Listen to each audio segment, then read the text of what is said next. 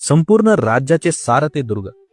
किती सोपं आणि सुंदर वाक्य आलंय रामचंद्र पंत त्यांनी लिहिलेल्या आज्ञापत्र या ग्रंथात. लहानपणी मातीचे किल्ले करून खेळणाऱ्या शिवबाला दुर्गम आहे म्हणून तो दुर्ग नाही, तर त्याचा स्वामी दुर्गम असायला हवा ही शिकवण मिळाली. शिवरायांनी त्यांच्या आयुष्यात किती काय काय केलं हे सांगताना एक गुण कायमच दुर्लक्षित राहिला, तो म्हणजे त्यांची डोंगर ओळखण्याची कला. त्यांची नजर फिरली आणि मुरुंब देवाचा डोंगर राजगड झाला, जावळीतला भोरप्याचा डोंगर प्रतापगड झाला, रायरी डोंगराचा रायगड झाला, कुरटे बेटाचा सिंधुदुर्ग झाला, कासा बेटाचा पद्मदुर्ग झाला. असे कित्येक स्ट्रॅटेजिक लोकेशन्स ओळखून त्या ठिकाणी किल्ला असायला हवा हे त्यांनी ओळखलं.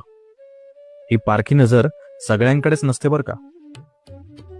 शिवाजी महाराजांनी कित्येक दुर्ग वसवले, कित्येक दुरुस्त केले, कित्येक गड्या पाडून टाकल्या. हे सगळं पाहिलं की त्याच ग्रंथातलं एक वाक्य पुन्हा आठवतं, केवळ नूतन सृष्टीच निर्माण केली.